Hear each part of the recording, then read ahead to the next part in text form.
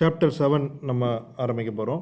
இந்த சாப்டரில் வந்து ஆப்ரேட்டர்ஸ் பற்றி பார்க்கலாம். ஜாவா லாங்குவேஜில் நிறைய ஆப்ரேட்டர்ஸ் இருக்குது. அந்த ஆப்ரேட்டர்ஸில் சில முக்கியமான விஷயங்கள் நம்மளுக்கு தெரியணும். ஸோ அதை தான் நம்ம இந்த சாப்டரில் பார்க்க போகிறோம்.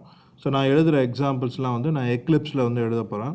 ஸோ எக்லிப்ஸை பற்றி கொஞ்சம் தெரிஞ்சுக்கணும் அதுக்கு முன்னாடி. ஸோ இப்போ பார்த்தீங்கன்னா எக்லிப்ஸில் வந்து ஒரு வீடியோ டியூட்டோரியல் இருக்குது. ஸோ கூகுளில் போய்ட்டு எக்லிப்ஸ் வீடியோ டியூட்டோரியல்னு அடிங்க. எக்லிப்ஸ் வீடியோ டியூட்டோரியல்னு அடிச்சிங்கன்னா ஸோ இந்த SourceForge வெப்சைட் வரும். Eclipse tutorial sourceforge.net. ஸோ இதில் போனீங்கன்னா 3 விதமான டியூட்டோரியல் இருக்குது. ஃபார் டோட்டல் பிகினர்ஸ், பர்சிஸ்டன்ஸு, அப்புறம் டீபகர்னு. ஸோ இந்த பர்சிஸ்டன்ட் விட்டுடலாம், அதை வச்சு நம்ம எதுவும் பண்ண போகிறதில்ல. ஃபஸ்ட்டு இந்த டோட்டல் பிகினரும் இந்த டீபகர், இந்த 2 டியூட்டோரியலும் நீங்கள் டவுன்லோட் பண்ணி அதை வந்து ஒரு தடவை வாக் த்ரூ பண்ணிவிடுங்க. இது வந்து வீடியோ டியூட்டோரியல் தான் இதுவும். ஸோ இந்த வீடியோ டியூட்டோரியலில் எக்லிப்ஸில் எப்படி நம்ம ஒர்க் பண்ணுறது அப்படின்ற பேசிக்ஸ் வந்து அவங்க சொல்லிக் கொடுப்பாங்க. ஸோ எக்லிப்ஸில் இதுக்கு முன்னாடி நீங்கள் ஒர்க் பண்ணலைன்னா இதை வந்து வாக் த்ரூ பண்ணிவிடுங்க. ஸோ இது வந்து ஈஸியாக இருக்கும்.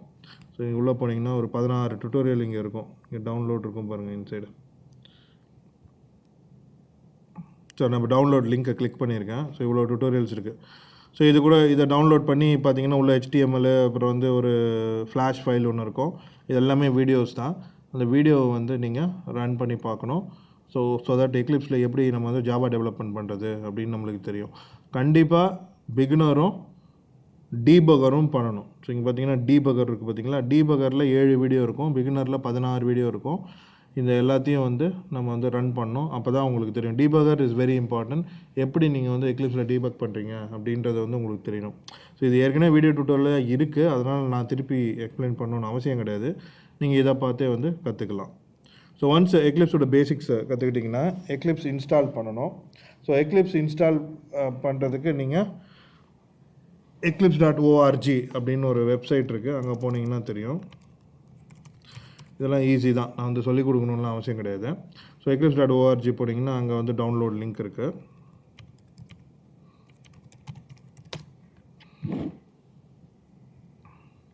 ஸோ இங்கேயே டவுன்லோட் லிங்க் இருக்குது பாருங்கள். ஸோ டவுன்லோட் லிங்க்கு போனீங்கன்னா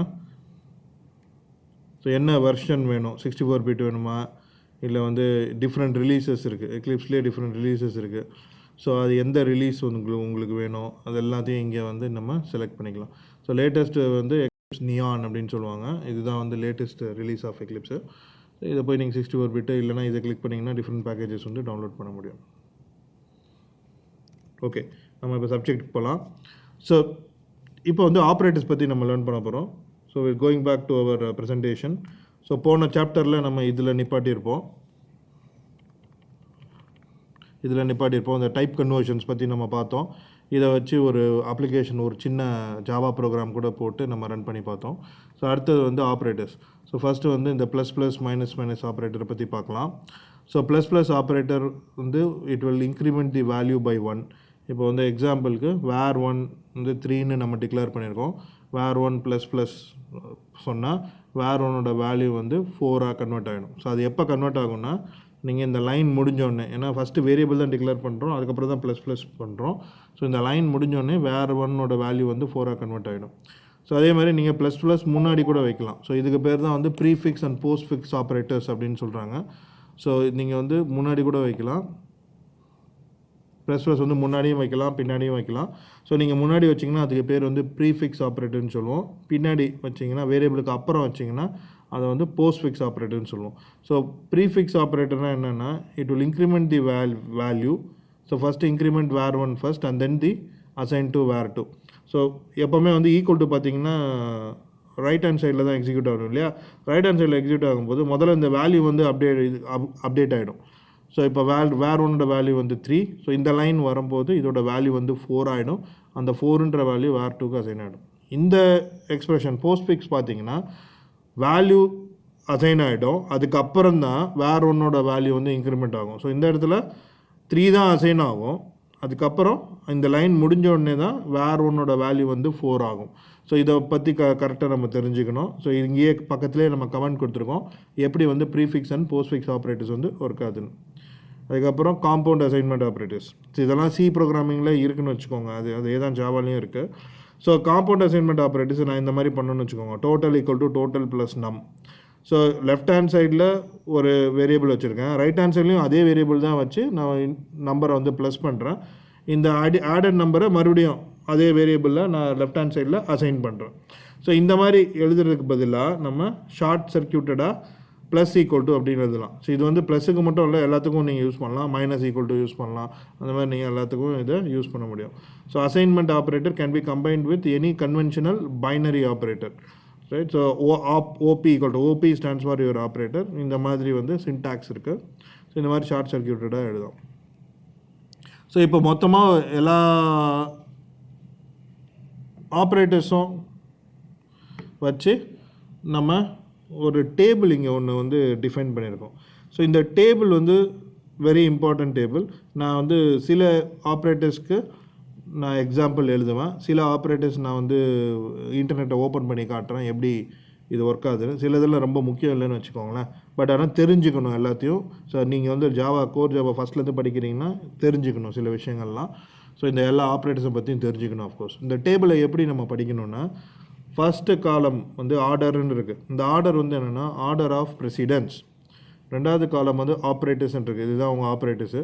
மூணாவது காலம் வந்து கமெண்ட். இந்த ஆப்ரேட்டர்ஸ்க்கு சில கமெண்ட்ஸ், இங்கிலீஷ் கமெண்ட்ஸ் நம்ம கொடுத்துருக்கோம். நாலாவது வந்து காலம் வந்து association. Association is very important. என்ன அசோசியேஷனாக என்ன அர்த்தம்னா, இந்த மாதிரி ஒரு ஆப்ரேட்டர் இருக்குதுன்னு வச்சுக்கோங்க, நீங்கள் எப்படி அதை ரீட் பண்ணுவீங்க? ரைட் ஹேண்ட் சைட்லேருந்து ரீட் பண்ணி லெஃப்ட் ஹேண்ட் சைட் போவீங்களா, இல்லை லெஃப்ட் ஹேண்ட் சைட்லேருந்து ரீட் பண்ணி ரைட் ஹேண்ட் சைட் போவீங்களா? அந்த டீட்டெயில் தான் இந்த அசோசியேஷனில் இருக்குது. ஸோ இங்கே ஆறுன்னு நான் கொடுத்தேன்னா ரைட் ஹேண்ட் சைட்லேருந்து ரீட் பண்ணணும், எல்லுன்னு கொடுத்துருந்தோன்னா லெஃப்ட் ஹேண்ட் சைட்லேருந்து ரீட் பண்ணணும். ஸோ அந்த இது association rule is very important. Right hand side ரெண்டு ஆப்ரேட்டருக்கு தான் வரும். ஆர்டர் நம்பர் 1, ஆர்டர் நம்பர் 13, இது ரெண்டுத்துக்கு தான் வந்து ரைட் ஹேண்ட் சைடு வரும். இது எல்லாத்துக்குமே வந்து லெஃப்ட் ஹேண்ட் சைட்லேருந்து ரீட் பண்ணுற மாதிரி தான் வரும். ஸோ நம்ம ஃபஸ்ட்டு ஆப்ரேட்டர்ஸ் பார்க்கலாம். Order number 1. ஆர்டர் நம்பர் 1னா ஹையஸ்ட் ப்ரெசிடென்ஸ். ஸோ ப்ளஸ் மைனஸ்ன்னு இருக்குது. ஸோ ப்ளஸ் மைனஸ் இப்போ தான் நம்ம பார்த்தோம் prefix and postfix operators. So நம்ம வந்து கோர் ஜாவான்னு ஒரு ப்ராஜெக்ட் ஒன்று க்ரியேட் பண்ணியிருக்கோம். அதுக்குள்ளே com.java.operators அப்படின்ற பேக்கேஜ் ஒன்று க்ரியேட் பண்ணியிருக்கோம். ஸோ இதுக்குள்ளே வந்து ஆப்ரேட்டர்ஸ் எக்ஸாம்பிள் அப்படின்ற ஒரு கிளாஸ் நான் க்ரியேட் பண்ணுறேன். இந்த கிளாஸ் எல்லாமே, இந்த சோர்ஸ் கோட் எல்லாமே நம்ம கிட்ஹப்பில் வந்து போட்டுருவோம் லேட்டராக. ஸோ டைரெக்டாக நான் மெயின் எழுதிடுறேன். ஸோ இப்போ வந்து இந்த ப்ரீஃபிக்ஸ், இந்த யுனாரி ஆப்ரேட்டர்ஸை பற்றி நம்ம படிக்கலாம். யுனாரி ஆப்ரேட்டர்ஸ் அப்படின்னா என்ன அர்த்தம்னா, unary operator will work on one variable. இந்த ப்ளஸ் மைனஸு ப்ளஸ்ஸு மைனஸு இதெல்லாம் வந்து ஒரு வேரியபிளில் ஒர்க் ஆகும். Say for example int count equal to 10, count plus இப்போ கவுண்டோட வேல்யூ 11 ஆகிடும். கவுண்ட் மைனஸ் கவுண்டோட வேல்யூ மறுபடியும் 10 ஆகிடும். அதே மாதிரி நீங்கள் into negative count equal to -20. So இந்த மைனஸ்ன்னு நம்ம சொல்கிறோம் இல்லையா, இதுவும் வந்து ஒரு யுனாரி ஆப்ரேட்டர் தான். இங்கேனா ப்ளஸ் கூட சொல்லலாம், ஒன்றும் தப்பு கிடையாது. இது வந்து யுனாரி ஆப்ரேட்டர். நீங்கள் ப்ளஸ்ஸு கொடுக்கலன்னா டிஃபால்ட் வந்து ப்ளஸ்ஸு, சரிங்களா? ஸோ இங்கே ஆனால் மைனஸ் நம்ம கொடுக்கணும். மைனஸ் நம்பரை டிஃபைன் பண்ணணும்னா நம்ம மைனஸ்ன்னு கொடுக்கணும். அதுதான் வந்து இந்த ரெண்டும், இந்த ப்ளஸ்ஸும் இந்த மைனஸும். ப்ளஸ் மைனஸ் வந்து ப்ரீஃபிக்ஸ் போஸ்ட்ஃபிக்ஸில் நீங்கள் கொடுக்க முடியும். ஸோ தட் அதோட வேல்யூ வந்து இன்க்ரிமெண்ட் ஆகும். ஸோ இந்த மாதிரி நம்ம கொடுத்துருக்கோம் ப்ளஸ் அண்ட் மைனஸ். அதுக்கப்புறம் வந்து டில்டா எக்ஸ்க்ளமேஷன் மார்க் இருக்குது. ஸோ இந்த டில்டா எக்ஸ்க்ளமேஷன் மார்க்னால் என்ன ஆப்ரேட்டர் அப்படின்னு நம்ம தெரிஞ்சுக்கணும். ஸோ அதை தெரிஞ்சுக்கிறதுக்கு நான் என்ன பண்ணுறேன்னா, கூகுளில் போய் நான் பார்க்குறேன். ஸோ ஜாவா டில்டா ஆப்ரேட்டர், நிறைய இன்ஃபர்மேஷன் இருக்கும்.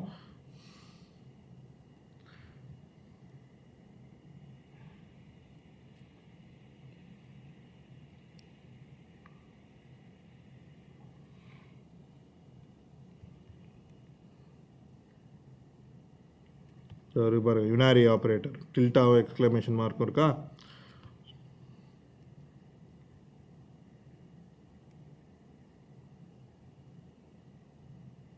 So unary operator exclamation mark, logical complement operator inverts the value of the boolean. So பூலியனோட வேல்யூவை இன்வெர்ட் பண்ணும். ஸோ என்ன பண்ணலான்னா, இப்போது boolean say is true equal to false அப்படின்னு நான் போடுறேன். ஸோ இஸ் டூன்றது என்னோடய வேரியபிள், ஃபால்ஸுன்றது அதோட வேல்யூ. இப்போ நான் வந்து இந்த மாதிரி போட்டேன்னா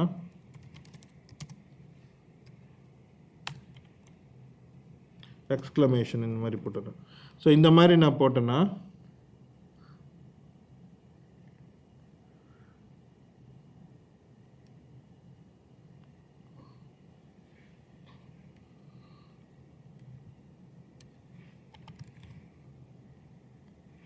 ஸோ இதனால் வந்து தப்பு வரல.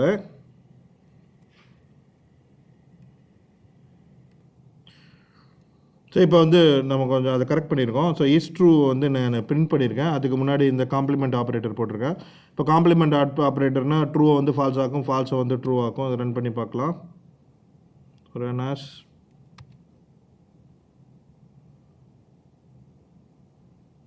ட்ரூ வந்துச்சு பார்த்தீங்களா. ஸோ இது வேல்யூ வந்து நான் ஃபால்ஸ்னு போட்டிருந்தேன், பட் இது வந்து பிரிண்ட் பண்ணும்போது ட்ரூன்னு ஆயிடுச்சு. ஏன்னா நம்ம காம்ப்ளிமெண்ட் ஆப்ரேட்டர் இங்கே யூஸ் பண்ணியிருக்கோம். ஓகே, ஸோ அடுத்தது வந்து டில்டா ஆப்ரேட்டர் இங்கே இருக்கான்னு பார்க்கலாம். டில்டா ஆப்ரேட்டர் இல்லை. அடுத்ததில் இருக்கா பார்க்கலாம். இங்கேயும் இல்லை. ஸோ எல்லாம் கிரேட்டர் தேன் ஈக்குவல் டு அப்படி தான் இருக்குது.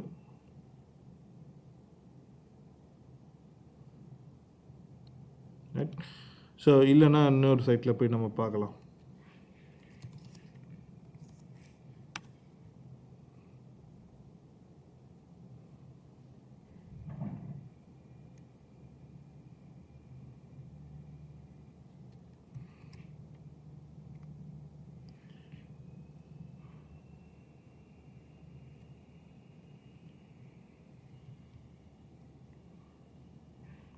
ஸோ இது வந்து flipping bits. So binary ones complement அப்படின்னு சொல்கிறாங்க டில்டா. ஸோ டில்டான்னு நீங்கள் போட்டிங்கன்னா என்ன ஆகும்னா, ஒரு நம்பருக்கு முன்னாடி அந்த நம்பரோட பைனரி கன்வர்ஷன் நடக்கும். பைனரினா என்ன, ஒரு நம்பரை வந்து நீங்கள் ஒன்ஸ் அண்ட் ஜீரோஸாக கன்வெர்ட் பண்ணிவிடுவீங்க. அந்த ஒன்ஸ் அண்ட் ஜீரோஸை வந்து காம்ப்ளிமெண்ட் பண்ணும். அப்படின்னா என்ன அர்த்தம், ஒன்றை வந்து ஜீரோவாக்கும், ஜீரோவை வந்து ஒன் ஆக்கும். ஸோ அதுதான் வந்து இந்த டில்டா பண்ணுது.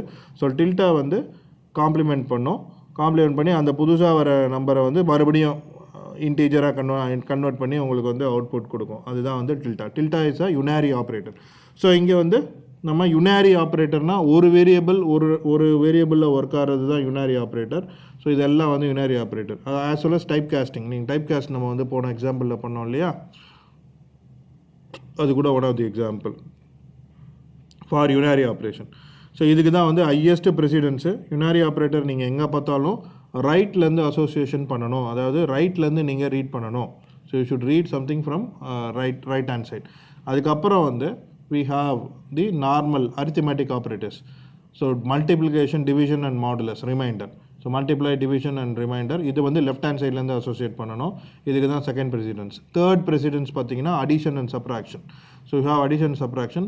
இந்த மூணாவது ப்ளஸ் வந்து ஸ்ட்ரிங் கன்கார்டினேஷன். அதை பற்றி நம்ம அடுத்த ஸ்லைடில் பார்ப்போம். ஸ்ட்ரிங் கன்கார்டினேஷன்னா என்னென்னு.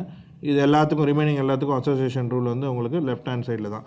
ஸோ இப்போ நான் ஸ்பெசிஃபிக்காக இதுக்கெல்லாம் எக்ஸாம்பிள் நான் கொடுக்கல, மல்டிப்ளிகேஷன், டிவிஷன், மாடுலஸ்க்கு. ஏன்னா நார்மல் மேத்தமெட்டிக்கல் ஆப்ரேஷன் தான், ப்ளஸ் மைனஸ்க்கும் நான் எக்ஸாம்பிள் கொடுக்கல.